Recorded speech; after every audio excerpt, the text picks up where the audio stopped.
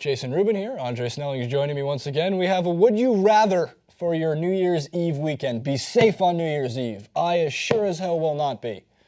I will be in Las Vegas for UFC 207 on the 30th, and oh man, I will not be bringing a phone with me on the 31st. I will be a responsible young adult walking around the streets of Vegas.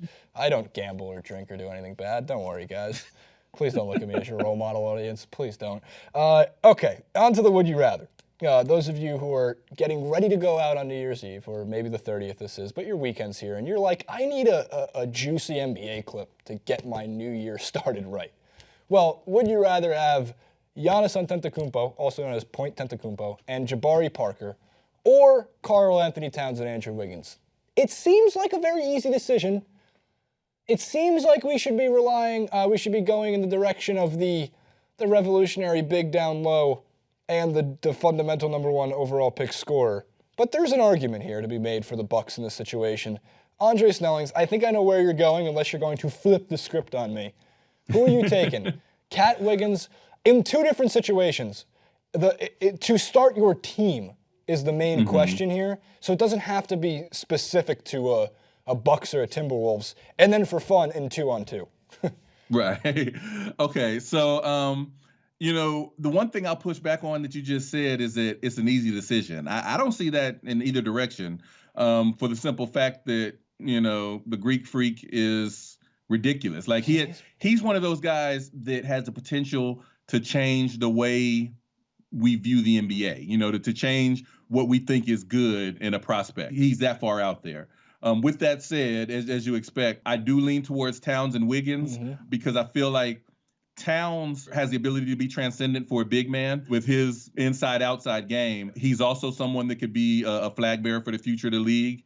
And then he's kind of easier to build around. Whereas with Giannis, you have to find unique pieces to take advantage of what he does. I feel like with Towns, you're not taking anything off the table. You can build any kind of team around him. If they've got talent, it should be able to work.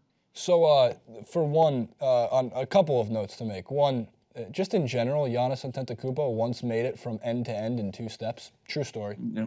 Never seen it before. I saw it. I was there. It was unbelievable. 2 steps. He's got a 15-foot reach. By the way, why not Giannis Antetokounmpo for Space Jam 2? Come on, man. I mean, he's already got the arms and everything. I was going to say he'd have to be on the Monstars because I'm pretty sure he's an alien. I swear. We've talked a lot about aliens on the show today. Aaron Rodgers is an alien. Point Tentacumpo's an alien. I think Karl-Anthony Towns is human, but just because he seems like... Here's the thing. Karl-Anthony Towns, on top of everything else, seems like... this is not to take away from any of the other players. He seems the most selfless. I could be wrong. Could be selling Antetokounmpo short because he's great at dishing the ball as well as he is a Euro step into the basket. But when I do look at who to build around, Karl-Anthony Towns, as you have pointed out on Would You Rather Have the Towns or Anthony Davis, Karl-Anthony Towns is Anthony Davis. In a way, numbers-wise, a year younger and way more durable. So if I'm a guy who is in the camp of Anthony Davis is a top 5 pick in any redraft, well then Karl-Anthony Towns is a top 5 pick in any redraft because he's proven to be more durable, and that's a big thing about being a big in the NBA. It's so many times does the knees and the back, and it's not normal to be 7 foot 1 inches tall, 7 feet tall. Yes, Kevin Durant and DeMarcus Cousins are lying. We have no idea what tall. They're either 6'9" or they're 7 foot, but we don't know. Besides the point. Towns, and again, a lot of people are going to point to the Timberwolves record and say, well, look at the Timberwolves record. How could you say, is Towns really that revolutionary? Don't look at the record. Look at the individual play of Towns and Wiggins. You have what could be a dominant scoring wing. He's already averaging more than 20 points this year. And you have Karl-Anthony Towns, who is continuing to grow. I think a lot of people are forgetting how young all 4 of these players are. Exactly. They're not in their prime. They haven't even hit they're going up, but it's like the Mariah Carey all I want for Christmas Google trend. They're this. It's the start of December. It's this. And it will only go this way for the next 4 or 5 years. So I think... Yeah, all 4 of them were 21 like 2 weeks ago. Jeez, man. They're all younger than me, and I'm a baby. Look, I grew facial hair for like the first time in my life today. Isn't that unbelievable? Look at that. Look at that, guys. Look, Mom, I did it. I knew you'd go through puberty eventually. Eventually, at some point, it has to happen. So it's important to note how young all of these players are and how much their development is going to grow. They have good head coaches to work with to develop correctly, and they're getting a lot of playing time, which is, of course, a major proponent in getting better every year. I'm going with Towns and Wiggins.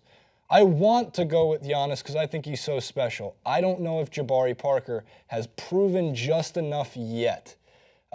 He could be on a late developmental trend. He could be on the Paul George trend. Could be 4 or 5 years before he really takes off. It's interesting. Parker and Wiggins, to me, are almost a wash. Like, they're very similar in their forwards that are primary scorers that haven't done a lot else. But where I think Wiggins might be a little more valuable is that Wiggins has the tools to develop into a good defensive wing. Yep. He hasn't done it yet, but he has the tools. I'm not sure if Parker, because he's more of a 4 than a 3, I'm not sure if he can have the type of impact I like to see defensively from my power forwards. Yeah, so for that reason, I pick Wiggins over him. I can't stress how important the defensive aspect is. Because, look, Wiggins is the more high-profile player in comparison to Jabari Parker. More people know about Wiggins. He trends more often. But we should be keeping an eye, everyone should be keeping an eye on Jabari Parker as we go forward, because was he the number 2 overall pick in that draft? Yeah, he was. And there was a call from some people that he should go over Wiggins. And I was the one, to my credit, I'm the crazy one. I said, even with the foot injury, you should consider Joel Embiid number 1. But hey, man, that would be like a really ballsy call. One of the stronger top 3 when it comes to 1, 2, and 3, all viable players. In a 2-on-2 sense, do you take Giannis or do you take the Karl-Anthony Towns team?